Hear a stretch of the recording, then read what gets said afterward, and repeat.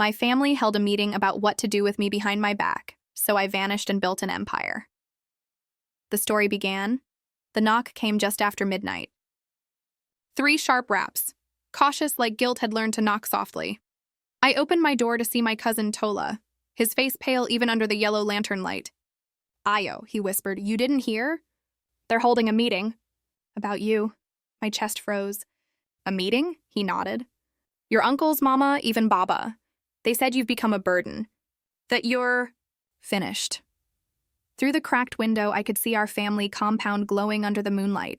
Laughter, whispers, shadows moving behind the curtains. My mother's voice carried above the rest. "She's brought nothing but shame. Maybe it's time we let her go." The room spun. My hands trembled. That night, I packed only a small bag and left without a word. As the first rooster crowed over Ijebu, Ayo was gone. No one knew that the same woman they buried in gossip would rise again, not to beg for love, but to own everything they once denied her. And that was the night my silence became power. In the heart of Ijebu, where the red earth stained every bare foot and the scent of roasted maize hung in the evening air, everyone knew the Adelaya family. We weren't rich, but people called my father Baba Success because he always said his children would build a legacy bigger than his name. He had 4 of us, 3 sons and me, Ayo, the only daughter. When I was born, the midwife said I came with my fist clenched, a sign of destiny, she claimed. But Mama often joked that I came with stubbornness instead. Still, I grew up believing love lived inside our compound's mud walls. Every morning, the sound of pestles pounding yam mixed with the bleating of goats. Mama's wrappers smelled of smoke and palm oil. My brothers teased me endlessly, calling me London girl, because I dreamed of studying abroad, of starting my own company one day. But in our family, ambition was allowed for sons only. "Leave business to men," Baba would say, puffing his pipe. "A good woman's empire is her kitchen." I laughed when he said it, until I realized he wasn't joking. When Baba fell ill, I became the one who stayed home to care for him. While my brothers chased city dreams, I was there, grinding herbs, fanning his fever, selling Mama's fried bean cakes by the roadside to pay for medicine. Neighbors would greet me, "Ayo, you are a blessing to your parents. May your husband reward you well." And I would smile politely, though each word felt like a quiet curse, as if every good thing I did only proved I belonged beneath someone else's shadow. Still, I held on. I believed that if I worked hard enough, my family would one day see me, not just as a daughter, but as a dream in flesh. Then Baba died. And the day after his burial, things began to shift. It started with whispers in corners, glances that lingered too long.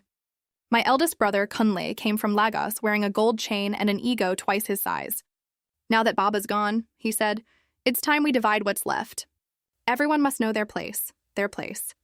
Mine, it seemed, was at the bottom. I wanted to fight, but Mama's silence cut deeper than any word.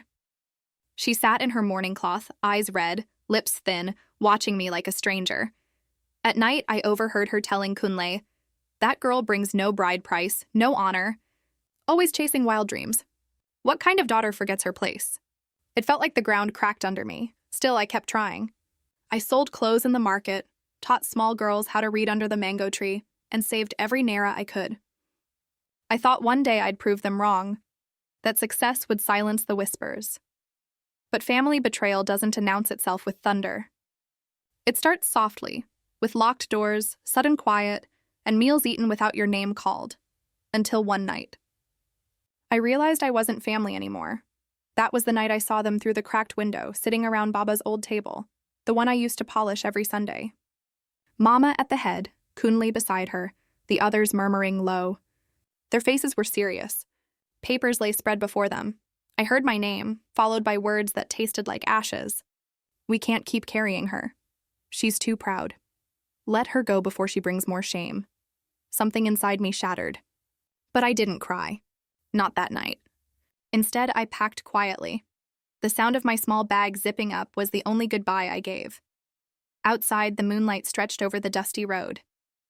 The wind smelled of rain and freedom. I looked back once, at the house that had raised me and erased me in the same breath. Then I whispered, "If they don't see my worth now, they'll see my shadow in every success they envy." And I walked away into the darkness. No one knew that the girl who left Ijebu barefoot would one day return in shoes made of gold. The bus from Ijebu to Lagos smelled of sweat, diesel, and dreams. I clutched my small bag, 3 dresses, a pair of worn sandals, and the last N1500 I had. The woman beside me chewing groundnuts asked, "Sister, where you dey go?" I forced a smile. "To find work," she laughed softly. "For Lagos?" Lagos no be your mother's kitchen, oh." By the time we reached the city, her words had already come true. Lagos was a beast. Loud, endless, alive. Horns blared like war drums, hawkers chased buses with sachets of water, and the air shimmered with heat and ambition. I rented a corner in a shared room in Ajagunla, where the nights echoed with crying babies and generators that never rested. My first job was at a roadside eatery. I washed plates till my hands cracked, then cleaned tables while the owner, Madame Fausat, shouted orders at everyone like a general. Still, I worked hard. Every naira I earned, I saved. Each night, I'd whisper to myself, "Ayo, they said you were useless. Prove them wrong." One evening, after closing, I found my bag open. My small savings gone. The girls I shared the room with looked away when I asked. That night, I cried for the first time since leaving home. The tears were hot and bitter, but they washed something away. My weakness. The next morning, I walked into the street market with nothing but anger and determination. That's where I met Mama Kemi, the fabric seller who would change everything. She was a large woman with a booming voice and eyes that missed nothing. "Ain, small girl," she said, watching me chase a customer who'd snatched a scarf. "You get fire in you? Come help me sell this Ankara. Let's see if your mouth is sweet." Within an hour, I sold more fabric than her assistants combined. Customers laughed at my confidence. "This girl na marketer." By evening, Mama Kemi handed me N5,000. "Use your tongue well, you go chop life." And for the first time in months, I smiled. Days turned to weeks. I learned how to read customers, how to spot liars, how to negotiate with charm and steel. But success always has enemies. One afternoon, a woman I didn't recognize came to the stall. She wore a bright yellow jewel, gold bangles clinking on her wrist. Her smile was sweet, too sweet. "You are Ayo, yes?" "Yes, Ma," I said carefully. She leaned closer. "Your family sends their regards." My heart froze. She continued. "They said you should come home. Your mother is not well. They want to talk." I hesitated. Part of me longed to go back, to see Mama, to believe maybe they missed me. But something in the woman's eyes was wrong, too calm, too sure. I thanked her, but that night I didn't sleep. The next morning, when I returned to the stall, Mama Kemi's face was grim. "Ayo, you get to be careful," she said. "I hear some people asking about you. Men in fine clothes, saying you ran away with family money." Family money? I almost laughed. They had stolen my dignity, and now they wanted to steal my name too. That evening, 2 men followed me from the market. When I turned into a narrow alley, they cornered me. "You are Ayo Adalaha?" one asked. "Yes." "Your family said you took what wasn't yours." Before I could reply, one slapped me hard enough that my ears rang. They took my bag and left me bleeding in the dust. When I crawled home that night, I didn't cry. I just stared at the ceiling and whispered, "So this is what love becomes. Betrayal wearing a family name." The next day, I went to Mama Kemi. She looked at my bruised face and didn't ask questions. She said only, "You go let them win?" I shook my head. "Never again," she nodded. "Good. Then you'll work for me, not as a seller but as a partner." She taught me everything: how to buy fabric from Abba, how to negotiate with suppliers, how to keep accounts. Within 6 months, I had my own stall. Within a year, I was selling more than the older traders. They laughed at first. Small girl, no luck. Until they started copying my styles, my display, my prices. But I didn't care. Every time I tied a new bundle of fabric, I imagined my family sitting around that same table, planning my failure, and I smiled. Then one day, a customer from Ghana walked in. She loved my fabrics and asked if I could ship them abroad. That's how the empire began, from one angry heart and one chance meeting. By the end of that year, I was exporting Ankara to 3 countries. My name was whispered in markets from Lagos Island to Kumasi, but power attracts attention, especially from those who once called you nothing. One night, I received a call from an unknown number. When I answered, the voice froze my blood. Ayo, it's Mama. Her tone was small, unsure. We heard you're doing well. Your brother's business failed. We need your help. For a long moment, I said nothing. Then I looked around my apartment, the glass table, the imported curtains, the framed photo of me standing before my first shop. I thought of the girl who left home barefoot, and the men who sent thugs to break her. Finally, I said softly, "Help! You already decided what to do with me. I just followed your decision. I vanished, and I ended the call." That night, Lagos thundered with rain. As the water streamed down the glass, I whispered to myself, "They thought I would beg. They forgot. When you burn a bridge for someone like me, I learned to build with fire, but even then, I didn't know the twist fate had prepared, a storm that would bring them to my doorstep again, not in arrogance this time, but in desperation. And when they came, I was no longer the girl they left behind. 3 years had passed since I vanished from my family's life. By now, Ayo threads had become a brand whispered in every Lagos boutique. Even fashion designers from Accra and Nairobi came to buy my Ankara in bulk. But the busyness couldn't silence one thing: the silence from home. One evening, as I reviewed accounts in my office, a courier walked in. "Madam, someone left this for you," he said, handing me a small brown envelope. No sender's name. Inside was a single photograph. It showed my father sitting in a hospital bed, looking older, thinner, broken. On the back, written in a familiar shaky hand, were just 4 words. "He asked for you." My chest tightened. I told myself not to care. Not after everything they did. But that night, I couldn't sleep. Every time I closed my eyes, I saw his face. Not the man who ignored my pain, but the man who once carried me on his shoulders when I was little. The next morning, I made a decision I swore I never would. I returned to Ijebu. When I stepped into our old compound, time seemed to stop. The same mango tree. The same cracked walls. But the laughter that once filled this house was gone. Mama came out first. Her eyes widened. Shock, guilt, pride, all at once. "Ayo," she whispered. "You came." Before I could speak, a weak voice called from inside. "Let her in." I walked in slowly. My father was lying on a mat, frail, surrounded by medicine bottles. He looked at me with tears in his eyes. "My daughter," he said softly, "I wronged you. But it wasn't as you think." I wanted to turn away, but something in his tone stopped me. He coughed, then continued. "The meeting they held about you, it was never to send you away. It was to protect you." I frowned. "Protect me? From who?" He looked at Mama. She turned her face away. He said, "From your uncle, Chief Adewale. He wanted your inheritance." I froze. "Inheritance?" My father nodded weakly. "Before your grandfather died, he left land in your name. The largest cocoa field in our family. Your uncle wanted to transfer it." I refused. "That's why he spread lies. Said you brought shame, that you disobeyed traditions. The meeting you heard about was meant to keep you hidden until it was safe." My throat went dry. "So you let me think you hated me?" He sighed. "I thought if you stayed angry, you'd stay alive. Adewale has done worse to get land before. I chose your safety over your love." The room was silent except for the sound of rain outside. Tears burned my eyes. All these years of pain or for protection? I wanted to forgive him, but a darker truth settled in. "Baba," I whispered, "you didn't protect me. You abandoned me." He tried to reach for my hand, but his strength was gone. I never stopped watching you. Do you know who gave you your first job?" My heart stopped. "What?" He smiled faintly. "Mama Kemi, she's my sister's friend. I begged her to keep an eye on you." My mind spun. The woman who gave me my first break had known my story all along. As he coughed again, his hand trembled toward a small box beside the bed.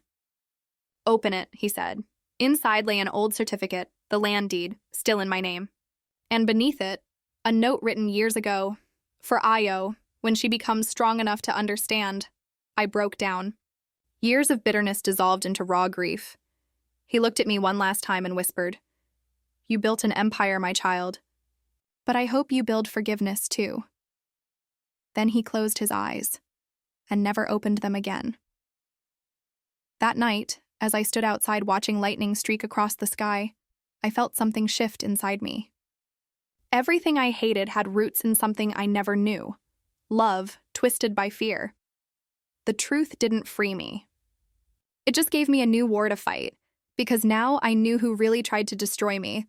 My uncle, the man who once called himself family, and I swore on my father's grave. Chief Adawale will learn that I am my father's daughter, and I don't lose. The morning after my father's burial, the village woke to something it hadn't seen in years, a summons nailed to the town square tree. My seal was on it. The symbol of my company, the gold-threaded crown of AO threads, gleamed against the parchment. It called for a public meeting at the Oba's courtyard. At first, people whispered, "She's come back?" The girl they said was cursed? But when they heard Chief Adawale's name written beneath mine, silence followed. By sunset, the courtyard was filled. Men in Agbada stood shoulder to shoulder. Women held their wrappers tighter. And there, seated on his carved wooden chair, was my uncle, Chief Adawale himself. Still proud, still smiling. But this time I could see the cracks behind his charm. He rose as I entered, pretending warmth. "Ayo, my dear niece, you've returned at last." I didn't bow. "Chief Adawale," I said evenly. "I didn't return for greetings. I came for truth." A murmur spread through the crowd. I stepped forward and raised the land deed high.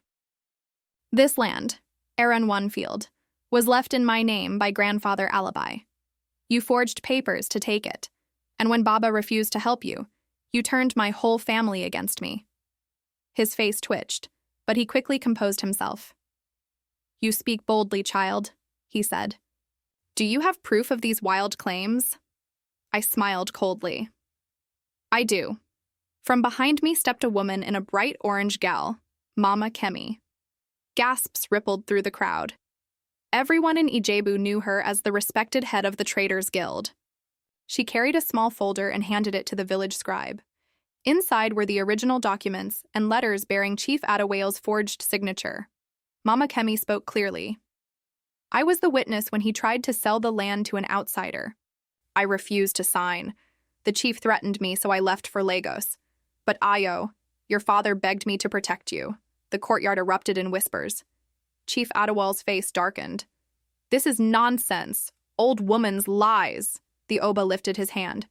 "Silence." He turned to me. "Ayo Alibi, what do you seek?"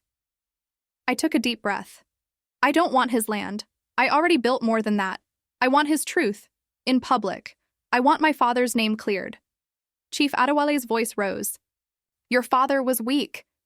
He gave away our family's power to a girl who ran away like a coward." Something in me snapped. I stepped closer, my voice shaking but sharp. "I didn't run because I was weak. I left because you made my home unlivable. You made my own mother afraid to speak. You made my father hide his love like a crime." The sky rumbled as dark clouds gathered, as if the gods themselves were listening. Then, to everyone's shock, my mother walked forward from the crowd. Her wrapper was soaked with tears, her hands trembling. She looked at Chief Adawale and said, "Brother, enough. The truth is not yours to twist anymore." The chief sneered. "Sister, don't embarrass yourself." But Mama raised her hand, her voice breaking. "You think we didn't know what you did? My husband told me everything before he died. You said Ayo would bring disgrace, yet she became what none of your sons could be." The crowd gasped. Chief Adawale turned red with anger. "You dare—" But before he could finish, I spoke. "You tried to bury me in silence, uncle. But the soil you used was made of lies. And lies don't stay buried forever." I reached into my bag and pulled out a small recorder. I pressed play. His own voice filled the courtyard. "Keep her away from the land. Once the old man dies, we'll sell it. If she disappears, all the better." The crowd exploded. Shouts, curses, and disbelief filled the air. Chief Adawale tried to snatch the recorder, but the Oba's guards blocked him. He looked around, desperate now. You don't know what you're doing. This will destroy our name." I met his eyes. "Our name died the day you betrayed it." The Oba stood. "Chief Adawale," he said gravely, "you will return the land, pay restitution to Ayo Alibi, and step down from your title until the council decides your fate." The chief's knees buckled. He fell to the ground, begging. But I turned away. Mama held my hand tightly, tears streaming down her face.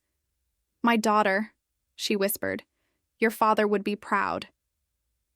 As thunder cracked above us, rain began to fall. Heavy, cleansing, unstoppable. The villagers didn't run. They stood and watched as the storm washed the courtyard clean. For the first time in years, I felt peace. Not because I'd won, but because the truth had finally spoken louder than the whispers. I looked at the chief one last time and said, "You taught me that family can destroy you. My father taught me that love can rebuild you. I choose his way." Then I walked away. The rain soaked my clothes, my face, my grief. But I smiled. Because that night, Ayo Alabi wasn't the family's mistake anymore. She was the legacy they'd tried to erase. As I reached the edge of the courtyard, Mama Kemi called out, "What will you do now, child?" I turned back, lightning flashing behind me, and said, "Now, I'll build something bigger, for every woman they called a mistake." And the crowd erupted in applause as the rain turned golden under the last light of dusk. 3 months after the rain, the land that had caused all the pain bloomed again. Irunwan Field, the same cocoa soil my grandfather had once blessed, now wore new colors. Where greed once stood, I planted something different, a foundation for young women who had been cast out like I was. They came from every corner, girls with nothing but a needle and a dream. Some were orphaned, some betrayed, some broken. But as I watched them sow under the same mango tree where my childhood ended, I realized something my father had tried to teach me all along. You can inherit land, but real inheritance is strength. One afternoon, as I sat under that tree, Mama joined me. Her steps were slower now, but her eyes held the calm I hadn't seen in years. She said softly, "Ayo, your father's spirit will rest now." I nodded, fighting tears. Maybe mine will too. We sat in silence for a while, listening to the rustle of leaves. In that quiet, I felt the ghosts of every moment return. The whispers behind doors, the long nights in Lagos, the betrayal, the rise, the rain. Each memory had once cut deep. Now they were just threads that wove the woman I had become. That evening I returned to my father's grave. The sky was orange with sunset, and birds traced slow circles above the field. I placed the land deed on his tombstone and whispered, "You were right, Baba. I did build forgiveness, not for them, but for me." The wind carried the scent of cocoa and rain, and for the first time it didn't smell like loss. It smelled like home. As I walked back toward the village, I saw children running along the path, shouting my name. "Auntie Ayo, Auntie Ayo!" They carried pieces of bright Ankara fabric in their hands, remnants from my workshop. Their laughter filled the same air that once carried insults about me. That's when I understood. I hadn't just built a business. I'd built a story, one that turned shame into pride, silence into song. Later that night, Mama Kemi visited me. She placed a golden thread in my hand. "I kept this," she said, smiling, "from the first cloth you ever sold, the one with the crooked stitching." I laughed through tears. "It's still crooked now." She touched my shoulder. "Maybe, but now it's beautiful, because it tells the truth." Her words sank deep. The truth, my truth, was finally whole. As the moon climbed high, over Ijebu, I stood by my window watching the lights from the village flicker like a constellation of small fires. Each one represented someone who believed again, in themselves, in second chances, in the power of rising after ruin. And I smiled, whispering to the wind. They held a meeting about what to do with me. Now, the world holds meetings because of me. That night, I wrote in my journal, "I've learned that silence can be sharper than a blade. But if you survive it long enough, it becomes music, and one day the same people who silenced you will dance to your rhythm." I closed the book, feeling light, not because the pain was gone, but because it had finally found purpose. As the lantern flickered, I thought of my father's last words, "Build forgiveness." And I realized, forgiveness wasn't weakness. It was the final act of power. When dawn came, I stood at the window again. The horizon glowed gold over the fields, and the air smelled of cocoa, dust, and hope. The village drums began to play, slow, deep, like a heartbeat. I tied a new scarf, bright crimson, and whispered, "For every woman they called a mistake, rise." Then I walked out into the light. In Io's tale, we learn that silence is not weakness. It is the soil where strength grows unseen. Family may betray you, but destiny listens to the cries they tried to bury. And when you rise, do not rise for revenge. Rise so the next woman never has to crawl, because power without mercy is empty, and truth without courage is nothing but noise. Until next time, remember, the world may hold meetings to decide your worth, but only you can decide your ending. This is Tales of the Motherland, where pain becomes prophecy, and every story reminds us, the fire they tried to drown still burns in us all.